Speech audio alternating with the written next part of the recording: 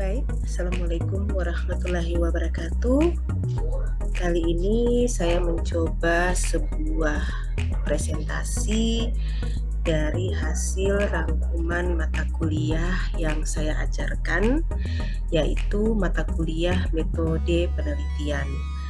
Nah, untuk topik kali ini mengenai sistematika penulisan proposal yang pada rencana pembelajaran semester atau RPS merupakan pertemuan kelima dari mata kuliah metode penelitian, di mana capaian pembelajaran yang kami harapkan kepada mahasiswa di akhir topik ini atau topik mengenai sistematika penulisan proposal, kami mengharapkan mahasiswa mampu menjelaskan sistematika penulisan proposal khususnya dalam bidang kebidanan. Baik, sebelumnya perkenalkan saya Arifin Neni, dan jangan lupa ya di subscribe, like, komen sebanyak-banyaknya.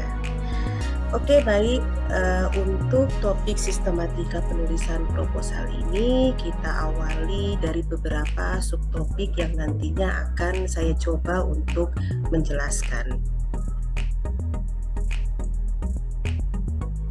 Ya, kita mulai ada beberapa subtopik bahasan yang akan kita bahas pada kesempatan kali ini, yaitu kita akan berbicara mengenai ethical clearance, kemudian ada informed consent, selanjutnya kita berbicara mengenai plagiarisme dan hak paten, ada critical thinking dan literature review atau yang biasa kita kenal dengan istilah referensi. Kita mulai dari ethical clearance ya. Jadi ethical clearance ini merupakan instrumen untuk mengukur keberterimaan secara etik suatu rangkaian proses penelitian. Jadi ethical clearance ini berasal dari dua buah kata, yaitu dari kata etik yang mana artinya adalah terkait dengan moral, benar atau salah, dan juga bisa kita maknai dalam sisi hukum. Definisi etik yang paling umum adalah prinsip-prinsip yang dipegang teguh dalam bekerja melaksanakan tugas dan kewajiban. Oleh karena itu, semua profesi yang terkait dengan pelayanan dan dengan kepentingan umum sudah memiliki apa yang disebut dengan kode etik profesi. Ya, selanjutnya kita mencoba mendefinisikan kata clearance itu sendiri. Jadi terjemahan clearance dalam Kamus Bahasa Indonesia bisa diartikan sebagai jarak, pemberesan, atau bisa diartikan dalam sebuah makna yang artinya adalah izin. Sehingga dapat dikatakan clearance etik penelitian merupakan acuan bagi peneliti untuk menjunjung tinggi nilai integritas, nilai kejujuran, dan keadilan dalam melakukan sebuah penelitian. Kelayakan etik biasanya dalam bentuk keterangan tertulis yang diberikan oleh Komisi Etik Penelitian untuk riset yang melibatkan makhluk hidup, yang menyatakan bahwa suatu proposal riset layak dilaksanakan setelah memenuhi persyaratan tertentu. Oke, kemudian selanjutnya kita mencoba membahas terkait dengan konsep informed consent. Informed consent dalam dunia kesehatan merupakan salah satu prosedur medis yang perlu dilakukan oleh tim medis atau dokter kepada pasien ataupun kepada keluarga yang bertanggung jawab terhadap tindakan tertentu yang akan dilakukan. Jadi jika kita mengartikan satu demi satu kata informed consent bisa terdiri dari dua buah kata, di mana inform yang berarti informasi atau keterangan dan consent yang berarti persetujuan atau memberi izin. Nah, dalam dunia penelitian, informed consent ini bukan hanya sekedar formulir persetujuan yang didapat dari pasien, tetapi bisa juga merupakan suatu proses komunikasi atau bentuk form persetujuan yang diberikan oleh subjek penelitian setelah mendapatkan penjelasan secara lengkap dan terinci. Oleh karena itu, informed consent itu sendiri mengandung 3 komponen yang sangat penting. Pertama, adanya informasi, kemudian adanya pemahaman, dan tentunya kesukarelaan dari subjek penelitian. Calon partisipan diinformasikan atau diberikan informasi sehingga paham akan keterlibatan mereka sebagai subjek penelitian. Kemudian calon partisipan memberikan persetujuan yang bisa kita katakan sebagai kata konsen yang mencakup pernyataan eksplisit bahwa ia paham dan setuju untuk berpartisipasi dalam sebuah penelitian, dan diakhiri dari sebuah keputusan personal untuk terlibat menjadi sesuatu yang sifatnya sukarela tanpa adanya tekanan fisik, baik itu adanya kekerasan, paksaan fisik maupun tekanan psikologis dalam artian manipulasi atau bentuk pembohongan. Selanjutnya terkait dengan plagiarisme dan hak paten. Jadi plagiarisme ini berasal dari bahasa Latin, yaitu plagiare, ya, yang berarti mencuri.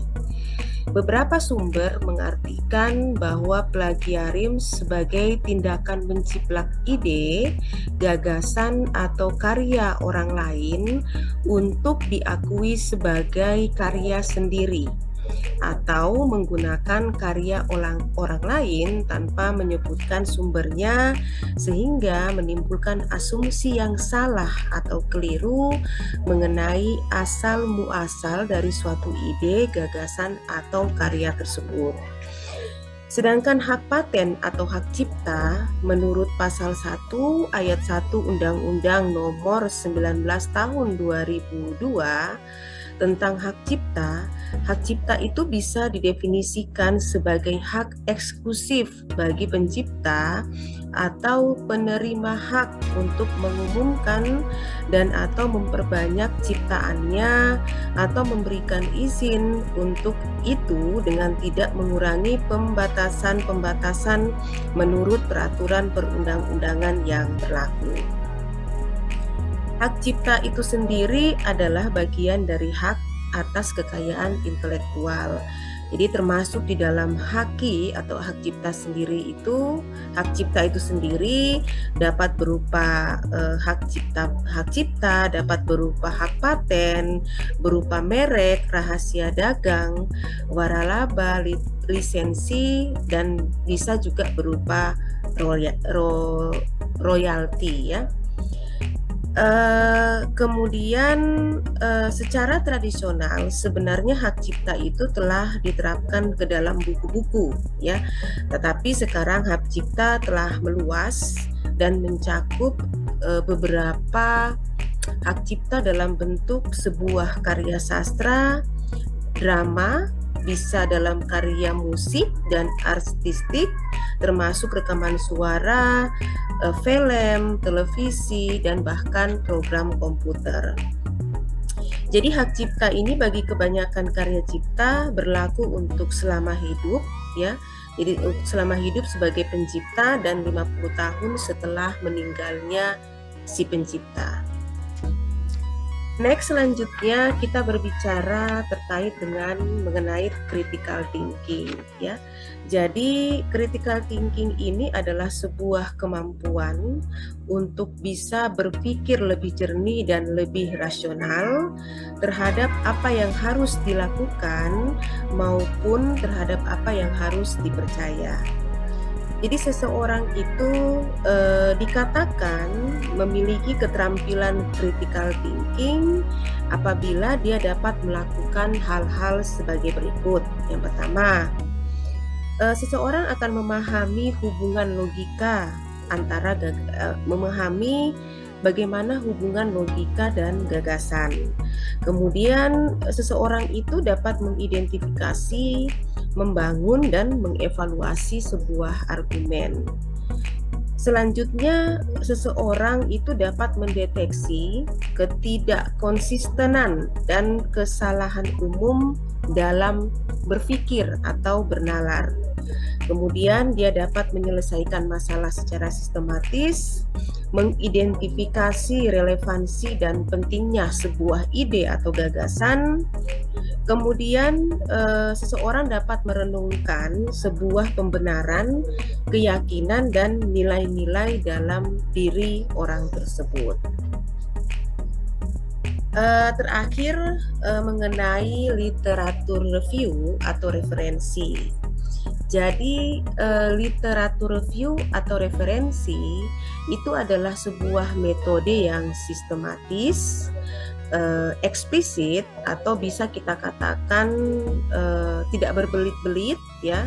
Kemudian dia berterus terang, tegas dan gamblang, ya, dan reproducible. Ya, reproducible itu bisa dimaknai memberikan hasil sama, ya, pada setiap pengukuran. Jadi artinya hasil itu akan selalu sama dalam setiap pengukuran.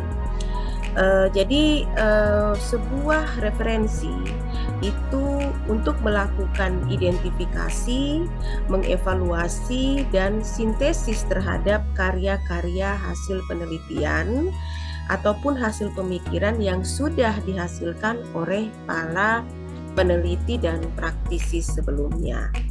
Nah, dalam sebuah penelitian ilmiah dibutuhkan adanya suatu kajian pustaka atau yang biasa kita kenal dengan referensi dan atau literatur review ini. Sebuah kajian pustaka ini dianggap penting karena digunakan sebagai landasan dalam penyusunan laporan penelitian dan merupakan langkah pencegahan terhadap adanya duplikasi dan sebuah penelitian dalam sebuah penelitian. Jadi literatur ini dapat diperoleh dengan menerapkan beberapa cara, ya, seperti membaca, memahami, menelaah, mengkritik, ataupun mereview literatur yang diperoleh dari sumber-sumber tertentu.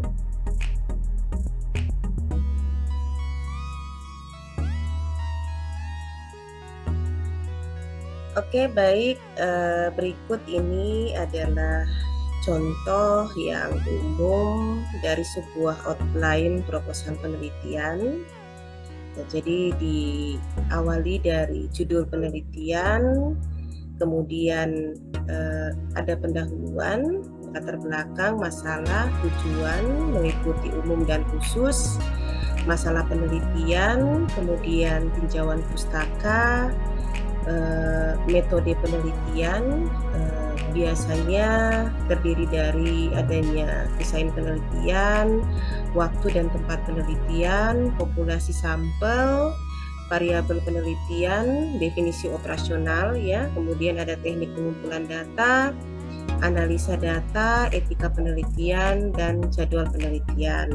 Kemudian ada daftar pustaka dan beberapa lampiran yang perlu dilampirkan pada proposal penelitian.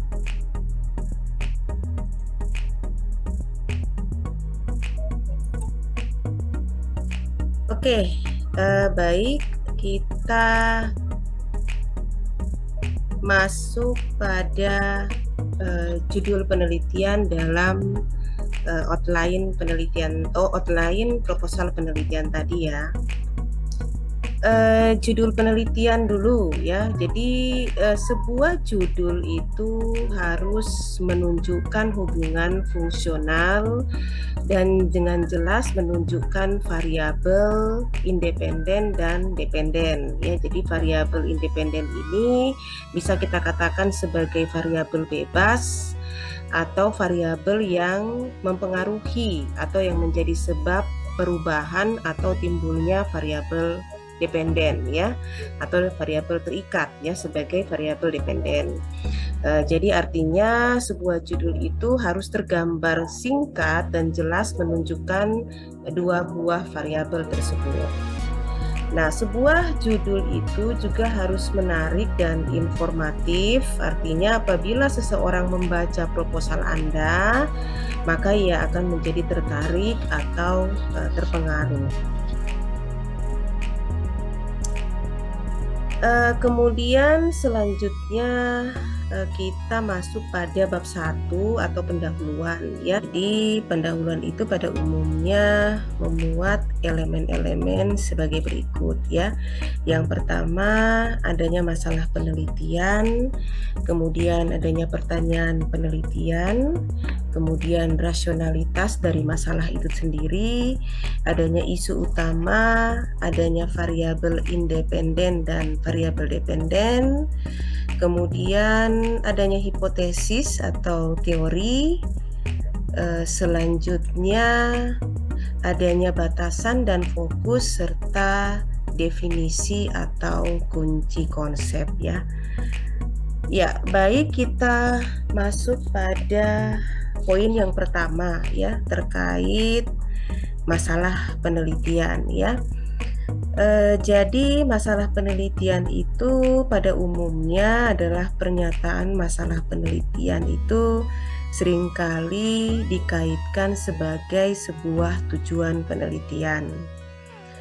Sedangkan pertanyaan penelitian merupakan perumusan singkat mengenai pertanyaan penelitian ataupun memberikan gambaran dasar untuk menyusun sebuah pertanyaan penelitian.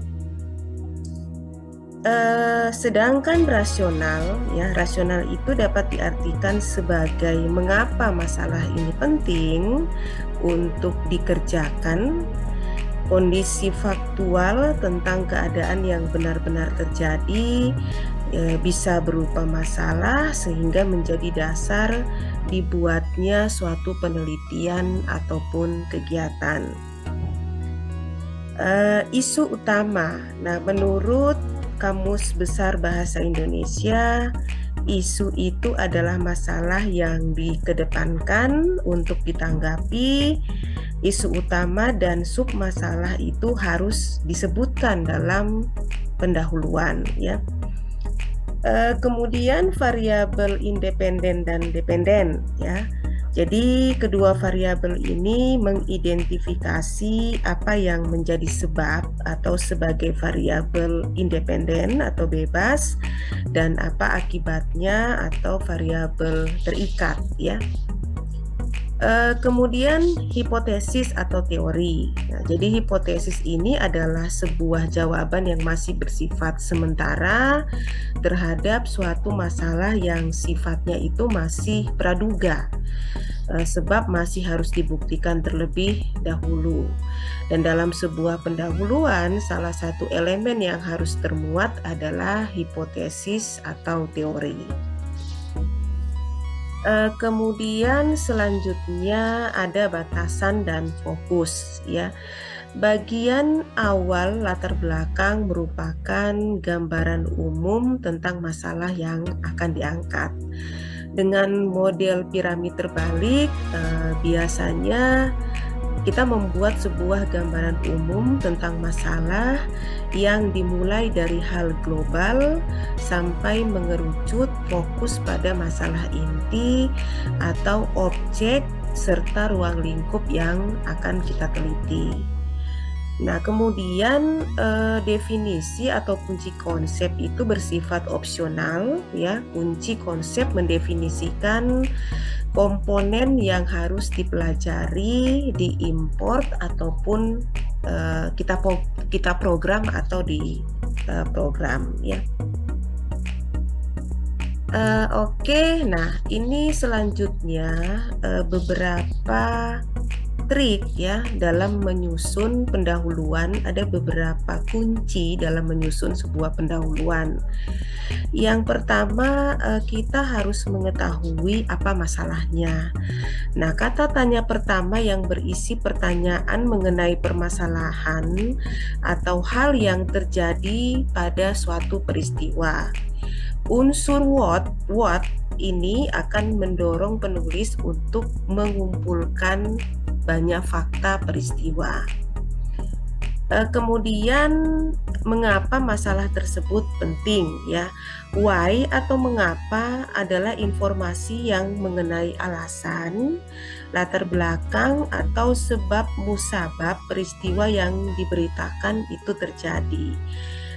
Jadi seorang peneliti itu membubuhkan unsur why untuk menjelaskan kepada pembaca alasan terjadinya suatu peristiwa. Kemudian yang ketiga, bagaimana dapat diselesaikan. Jadi dalam istilah umum, how atau bagaimana adalah urutan kronologis dari peristiwa yang akan kita beritakan. How adalah bagaimana peristiwa yang diberitakan tersebut bisa terjadi.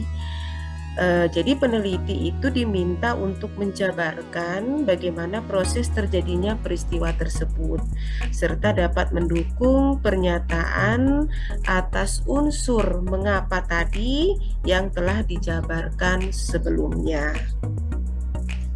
Kemudian kunci keempat itu apa pendekatan atau metode sebelumnya yang pernah digunakan.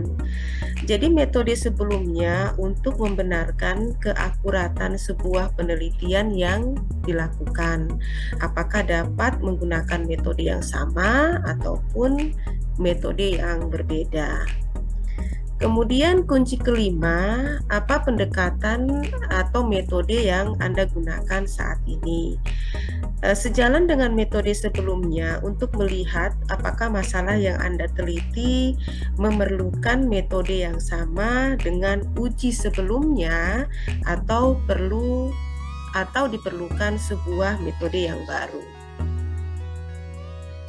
Nah, kemudian yang keenam, mengapa mengerjakan dengan cara tersebut? Nah, metode yang Anda gunakan harus menunjukkan kekuatan bahwa diharapkan dapat memecahkan sebuah masalah penelitian. Apakah metode itu yang Anda gunakan metode sebelumnya ataupun metode baru yang Anda gunakan?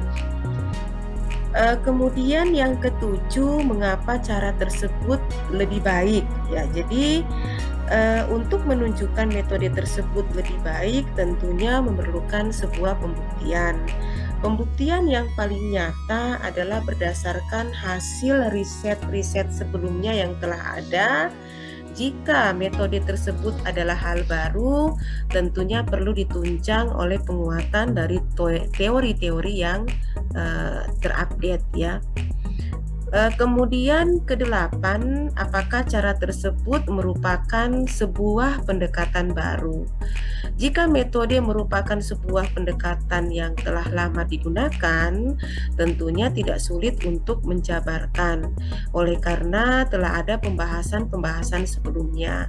Namun apabila pendekatan tersebut sifatnya masih baru, maka perlu kajian lebih dalam untuk menjelaskan seberapa kuat pendekatan tersebut dalam memecahkan sebuah masalah. Kemudian kunci yang terakhir dalam menyusun sebuah pendahuluan adalah apa hasil atau kesimpulan dari penelitian sebelumnya. Apabila Anda menggunakan metode yang telah ada, penting untuk dilihat apakah metode yang telah digunakan itu memiliki pengaruh atau dampak yang signifikan terhadap masalah, dan hal yang perlu dilihat adalah saran serta masukan yang diberikan oleh peneliti sebelumnya, termasuk kekurangan dari metode tersebut sehingga bisa menjadi rujukan kita untuk menggunakan metode tersebut. Ya, oke, baik. Kita lanjut ya untuk tujuan penelitian. Jadi, kalau kita berbicara tujuan itu pada umumnya biasanya terdiri dari dua bagian ya, pada umumnya seperti itu. Jadi ada tujuan umum dan tujuan khusus. Tujuan umum itu sendiri adalah sebuah tujuan ya yang dilakukan untuk mendapatkan hal-hal yang umum dari suatu penelitian.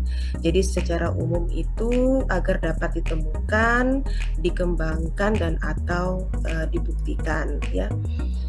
Kemudian untuk tujuan khusus, jadi tujuan khusus itu adalah sebuah tujuan yang biasanya lebih terfokus pada sesuatu untuk mencari tahu atau eksploratif, menggali sesuatu hal-hal yang baru yang belum diketahui oleh khalayak umum, sehingga biasanya kecenderungan dikaji lebih dalam ya.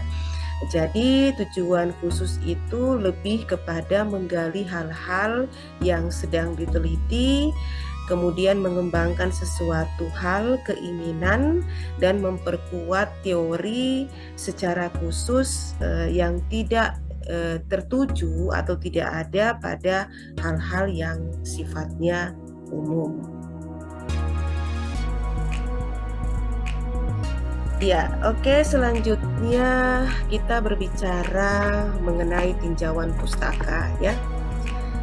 Jadi tinjauan pustaka itu disebut juga sebagai kajian pustaka atau literatur review.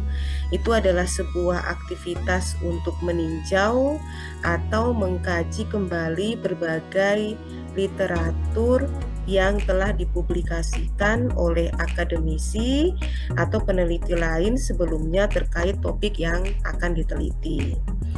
Jadi tinjauan pustaka itu sendiri sebaiknya maksud saya tinjauan pustaka yang baik itu sebaiknya harus memiliki beberapa item ya. Yang pertama dia harus relevan, yang artinya memiliki hubungan atau selaras dengan apa yang akan diteliti ya. Kemudian sebuah tinjauan pustaka itu sebaiknya tidak keluar dari ide atau ide yang akan kita kembangkan. Selanjutnya yang ketiga adalah terdiri dari ide lain, memiliki kecenderungan, gap atau kesenjangan, dan inkonsistensi. Jadi inkonsistensi ini artinya adalah dia berubah-ubah, baik itu dalam sisi pemakaian ataupun dalam pengejaan kata-kata. Kemudian yang keempat, sebuah tinjauan pustaka itu terdiri dari variabel yang dipilih, kemudian hubungannya serta hipotesis yang akan diusulkan. Selanjutnya tinjauan pustaka terdapat teori yang mendasar mengapa perlunya dilakukan penelitian terhadap masalah yang ditemukan. Ya, kemudian tinjauan pustaka itu sebaiknya memberikan informasi kepada pembaca untuk memahami dan menjadi mengerti ya bagaimana Anda mengembangkan penelitian ini dari tinjauan pustaka yang sudah Anda buat.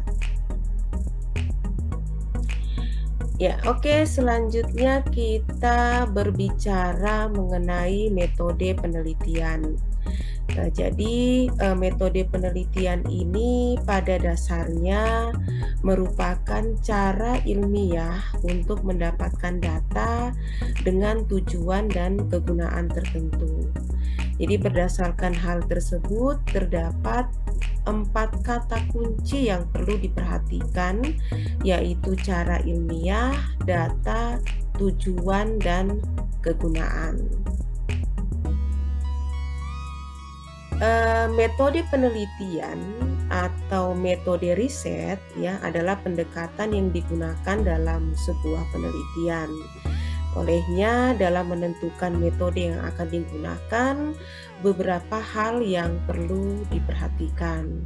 Yang pertama, kita harus memperhatikan adanya masalah, pertanyaan, atau hipotesis penelitian.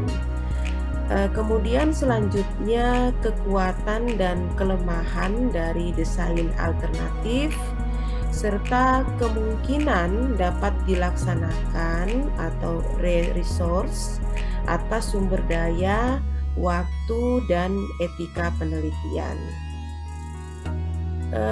Kemudian kita berbicara terkait dengan beberapa metode penelitian. Jadi kalau mengacu pada bentuk-bentuk penelitian, tujuan, sifat, masalah, dan pendekatannya, maka ada beberapa metode penelitian yang umum digunakan. Ya, kita lihat pertama terkait dengan metode penelitian eksperimen ya, atau biasa bisa diartikan sebagai sebuah metode dengan menguji cobakan ya. Penelitian eksperimen ini adalah penelitian untuk menguji apakah variabel-variabel eksperimen ini efektif ataupun tidak. Jadi untuk menguji efektif tidaknya harus digunakan variabel kontrol. Eksperimen ini adalah prosedur yang dilakukan untuk mendukung, membantah, atau memvalidasi sebuah hipotesis. Eksperimen ini sangat bervariasi dalam tujuan dan skala, akan tetapi selalu bergantung pada prosedur berulang dan analisis logis dari hasilnya yang kita dapatkan. Penelitian eksperimental ini umumnya digunakan dalam sains seperti sosiologi dan psikologi, kemudian ilmu fisika, ilmu kimia, ilmu biologi, kedokteran, dan lain-lain. Sedangkan untuk bidang sosial biasanya digunakan metode survei explanatory atau metode yang dikembangkan untuk menyelidiki suatu fenomena yang belum pernah diteliti sebelumnya atau belum dijelaskan dengan baik sebelumnya dengan cara yang tepat. Biasa menggunakan metode deskriptif dan historis ya. Nah, untuk metode penelitian eksperimen itu sendiri ada beberapa tipenya ya, yaitu ada true eksperimen dan ada quasi eksperimen. Kita lihat dulu yang pertama untuk yang true eksperimen ya. Jadi true eksperimen ini adalah rancangan penelitian eksperimen sungguhan, yaitu penelitian yang secara penuh mengontrol semua faktor yang kemungkinan mengganggu validitas internal, sehingga hal ini dapat memberikan kemantapan hasil yang dicapai sebagai efek dari sebuah perlakuan. Ada 2 faktor yang kemungkinan mengganggu validitas internal itu sendiri, yaitu faktor intrinsik ya, yang meliputi perubahan pada diri individu atau unit yang dipelajari yang berlangsung selama penelitian, misalnya adanya histori, kematangan, pengetesan, instrumentasi, kemudian bisa seperti mortalitas, eksperimental, regresi, statistika ya. Kemudian yang kedua adalah faktor ekstrinsik, yaitu kemungkinan kecondongan hasil penelitian sebagai akibat perbedaan pemilihan peserta dalam kelompok eksperimen dan kelompok kontrol. Nah, itu adalah beberapa kelebihan dan kekurangan dari true eksperimen atau eksperimen sebenarnya ya.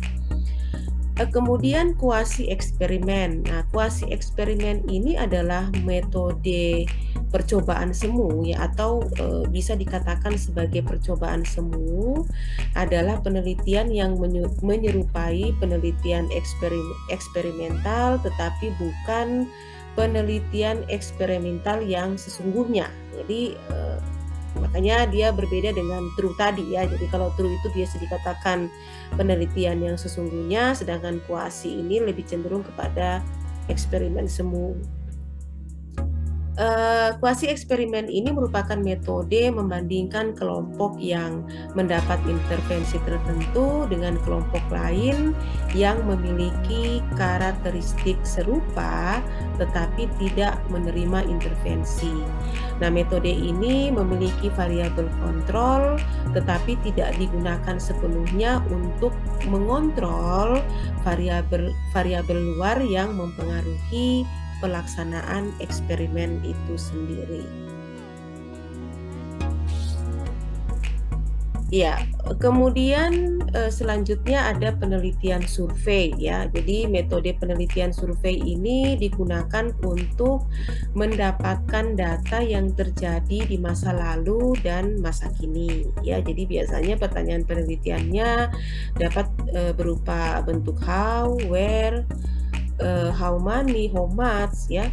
Kemudian biasanya mengenai karakteristik ya, keyakinan, pendapat, perilaku, hubungan variabel, hingga menguji beberapa hipotesis tentang variabel psikologis dan sosiologi. Kemudian sosiologi dari sampel itu sendiri yang diambil dari sebuah populasi tertentu saja. Nah, teknik pengumpulan penelitian survei ini datanya dengan pengamatan seperti wawancara atau kuesioner dan hasilnya cenderung generalisasikan. Ada beberapa tipe penelitian survei ya. Jadi di sini ada bentuk kuesioner, kemudian ada bentuk studi dokumen, dan ada bentuk observasi. Ya, yang selanjutnya di sini adalah penelitian studi kasus. Nah, penelitian studi kasus atau case study adalah salah satu bentuk penelitian kualitatif yang berbasis pada pemahaman dan perilaku manusia berdasarkan pada opini manusia ya. Jadi studi kasus ini merupakan metode dalam mengetahui dan memahami seseorang menggunakan praktek inklusif dan menyeluruh atau komprehensif. Jadi lewat praktek yang dilakukan, peneliti akan mengumpulkan individu yang dijadikan sebagai subjek penelitian. Ada beberapa tipe penelitian studi kasus. Yang pertama adalah single case, yaitu merupakan bentuk penelitian studi kasus yang dilakukan dengan menggunakan sebuah kasus untuk memberi gambaran mengenai suatu isu. Dalam hal ini, peneliti akan mencoba mencari isu yang menarik perhatian untuk kemudian dikaji. Nah, kemudian tipe selanjutnya ada multiple case, yaitu studi kasus jamak atau kolektif. Adalah penelitian studi kasus yang menggunakan banyak atau lebih dari satu isu atau kasus di dalam suatu penelitian. Sedangkan untuk unit analisis kasus itu bisa terdiri dari individual atau individu, kemudian bisa keluarga, bisa lingkup desa, bisa sebuah peristiwa atau proses, dan bisa dalam bentuk sebuah kebijakan. Ya, oke, baik. Kita sekarang akan membahas tentang kunci dalam memilih sebuah desain penelitian. Jadi desain penelitian itu adalah kerangka metode atau teknik penelitian yang biasanya dipilih oleh seorang peneliti. Pada umumnya, desain topik penelitian akan menjelaskan jenis-jenis penelitian yang akan dipilih oleh seorang peneliti. Jadi, pada umumnya tanpa memperhatikan area penelitian ataupun metode yang akan dipilih oleh seorang peneliti, maka semua proposal penelitian itu hendaknya ditujukan atau menjawab beberapa pertanyaan, mulai dari apa rencana kerja seorang peneliti, kemudian bagaimana mengerjakan penelitian tersebut, kemudian mengapa mengerjakan penelitian tersebut, dan bagaimana cara melakukannya, yang pada umumnya di dalam akan terdiri atau akan menceritakan siapa yang menjadi populasi, kemudian siapa yang menjadi sampel dan besarnya, serta bagaimana teknik pengambilan sampel tersebut dan instrumen apa yang digunakan dalam teknik pengumpulan data.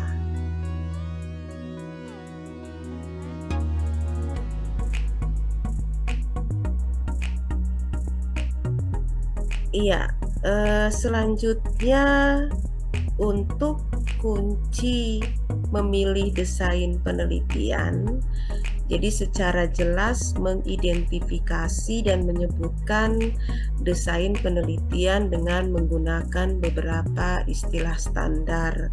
Jadi ada penelitian kualitatif atau penelitian kuantitatif, kemudian intervensif, biasanya kecenderungan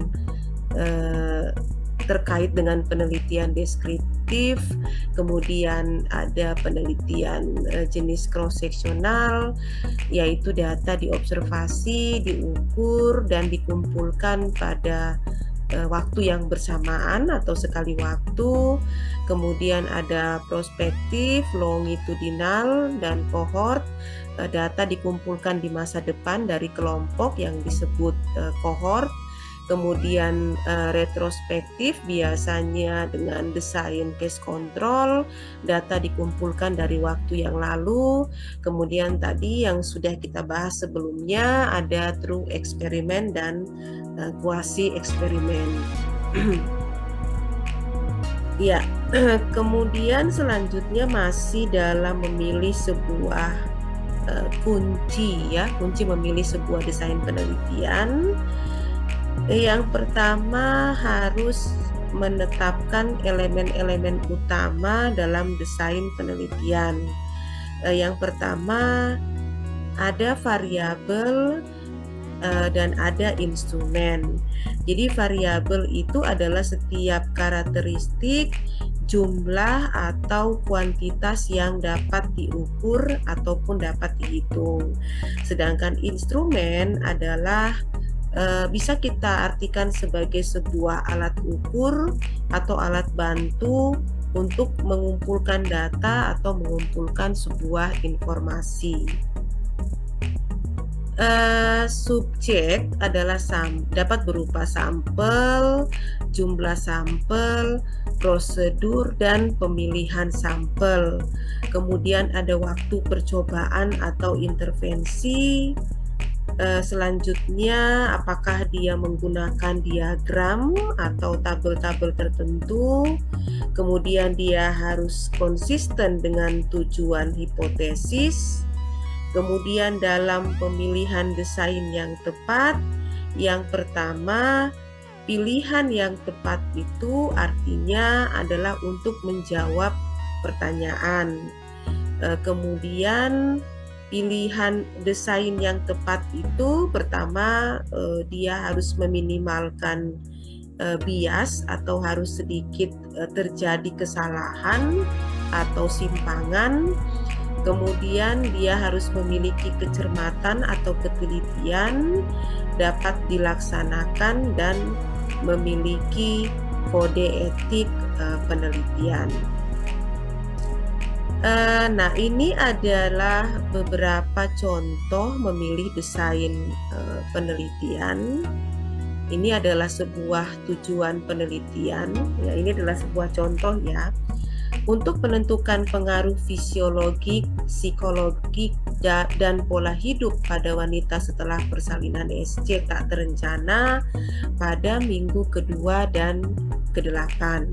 Nah, metode yang digunakan adalah deskriptif survei, di mana semua pasien post SC tak terencana pada minggu kedua dan ke-8 akan dikirimi kuesioner untuk mengkaji pengaruh fisiologik, psikologik, dan pola hidupnya.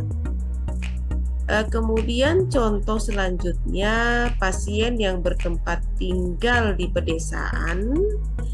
Alberta lebih sedikit menjalani kolonoskopi dalam 18 bulan, kuratif reseksion akibat kanker kolorektal daripada pasien perkotaan. Jadi ini adalah tujuan untuk melihat perbandingan ya kayaknya antara pasien yang tinggal di daerah pedesaan dan pasien yang tinggal di daerah perkotaan. Metode yang dapat digunakan adalah metode cross-sectional survey, di mana pasien dengan diagnosis kanker kolorektal yang menjalani kuratif reseksion akan dikirimi kuesioner pada 18 bulan setelah pembedahan disertai pertanyaan tentang pemeriksaan diagnostik yang dilakukan sejak mulai pembedahan. Nah, atau metode yang bisa digunakan adalah historical cohort study, di mana pasien dengan diagnosis kanker kolorektal akan diidentifikasi menggunakan ACR atau Alberta Cancer Registry dan dibagi menjadi 2 kelompok berdasarkan tempat tinggal. Selanjutnya, kolonoskopi dideteksi dengan menghubungkan pada Alberta Health Insurance Claim Database selama 18 bulan setelah pembedahan. Jadi ada dua metode ya yang dapat digunakan terkait dengan tujuan masalah tadi, bisa dalam bentuk historical cohort study dan bisa dalam bentuk cross-sectional survey. Kemudian selanjutnya contoh berikutnya ini adalah tujuan apakah pemberian analgetik oleh perawat versus oleh pasien sendiri mempengaruhi intensitas nyeri selama pemulihan post operatif pada orang dewasa. Nah, metode yang dapat digunakan adalah two group randomized clinical trial, di mana pasien preoperatif akan diacak atau dirandom menjadi pemberian analgesik post-operatif oleh perawat, dan ada yang pemberian analgetik post-operatif oleh pasien itu sendiri. Ya, oke, selanjutnya kita berbicara mengenai beberapa jenis-jenis penelitian ya. Nah, secara garis besar penelitian digolongkan menjadi dua macam ya. Jadi yaitu penelitian kualitatif dan penelitian kuantitatif. Kalau penelitian kuantitatif itu merupakan penelitian yang mencakup data-data, dia berupa angka, sedangkan penelitian kualitatif biasanya adalah penelitian yang bersifat deskriptif dan menggunakan analisis secara detail. Nah, jenis penelitian berdasarkan pemberian intervensi. Apabila mendapatkan intervensi, maka studi eksperimen adalah jenis penelitian yang tepat. Selanjutnya, dalam penelitian eksperimen perlu memperhatikan alokasi random, ya, apakah digunakan random assignment ataupun tidak.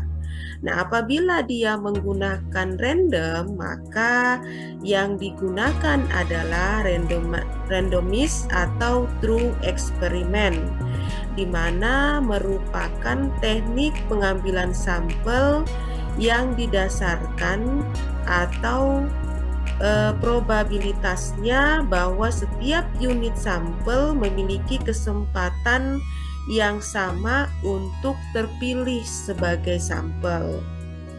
Nah, sedangkan apabila dia tidak menggunakan random assignment, maka terdapat kelompok kontrol atau pengukuran, maka dia dikatakan atau maka kita melihat kembali apakah dia terdapat kelompok kontrol atau pengukuran yang berulang-ulang.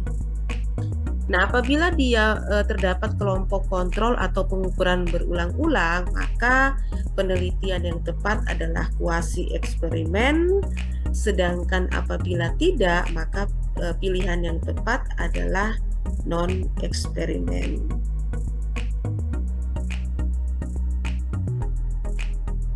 Oke, baik.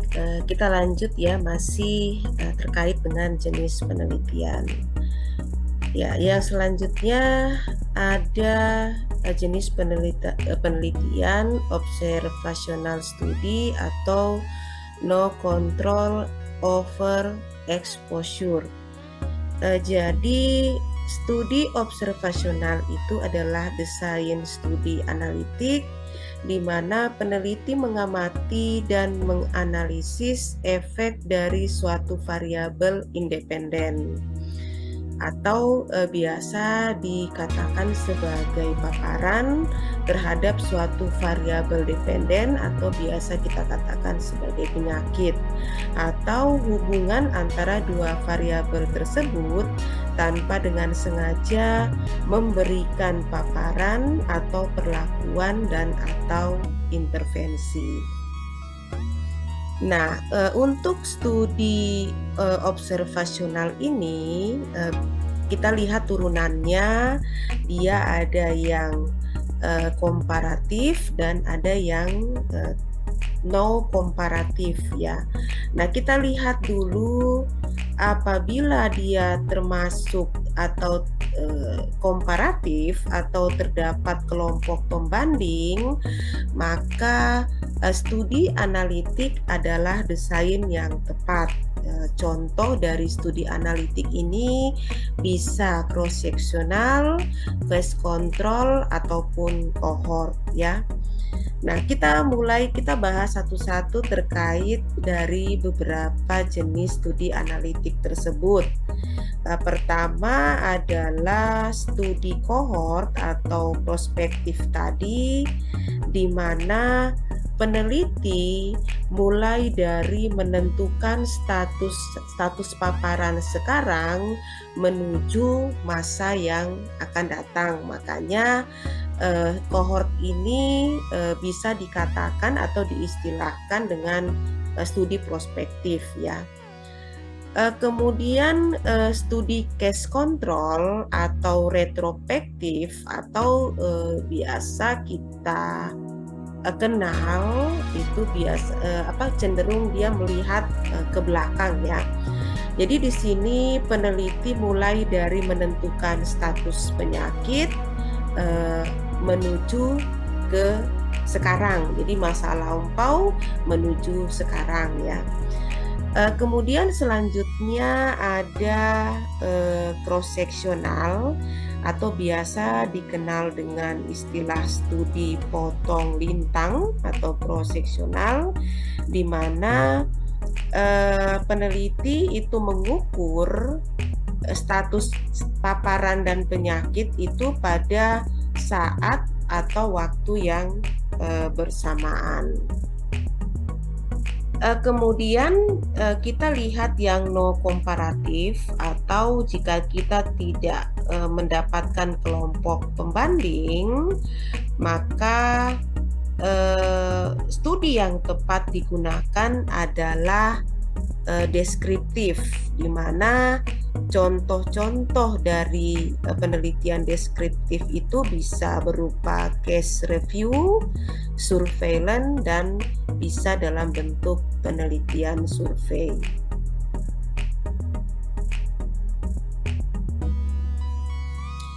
Oke, kita lanjut pada bagaimana cara memperoleh sebuah sampel. Sampel itu bisa didefinisikan adalah sebagai suatu bagian dari keseluruhan serta karakteristik yang dimiliki oleh sebuah populasi. Nah, ada beberapa cara dalam memperoleh sampel. Langkah-langkah dalam pengambilan sampel dapat berupa sebagai berikut. Jadi dapat dilakukan sebagai berikut ya maksudnya.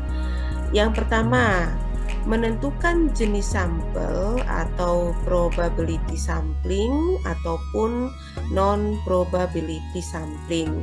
Pilih yang mana yang menurut seorang peneliti paling efisien.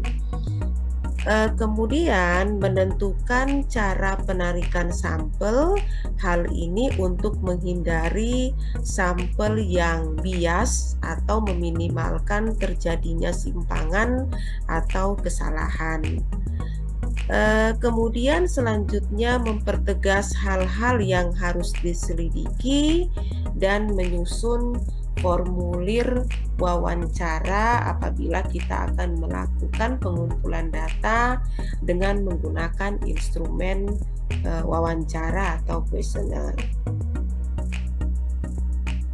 Nah, oke, ini selanjutnya ada beberapa contoh ya. Silahkan dilihat, saya bisa membacakan. Contoh pertama adalah pasien MRS untuk pembedahan ortopedik. Harus ditanyakan ke ahli bedahnya untuk mendapatkan izin diikutkan dalam sebuah penelitian. Pasien yang telah disetujui kemudian ditemui oleh peneliti, kemudian diberikan penjelasan sifat penelitian kepada pasien tersebut, mengkaji persyaratan untuk pelaksanaan penelitian. Pasien yang bersedia kemudian ditemui oleh peneliti utama dan dimintakan, biasanya persetujuan itu tertuang dalam bentuk informed consent yang sudah kita jelaskan di awal tadi. Kemudian contoh kedua, dalam penentuan sampel itu kita bisa memasang poster pada klinik prenatal yang memberitahukan kepada masyarakat yang tertarik berpartisipasi dalam penelitian sampai tercapai jumlah sampel yang kita tentukan. Kemudian ini adalah cara menempatkan sampel. Contoh menjelaskan cara menempatkan sampel dalam sebuah kelompok penelitian. Yang pertama, subjek akan ditempatkan pada kelompok penelitian secara simple random dengan menggunakan komputer. Kemudian selanjutnya diberi nomor urut, dimasukkan dalam amplop. Setelah itu subjek menandatangani informed consent.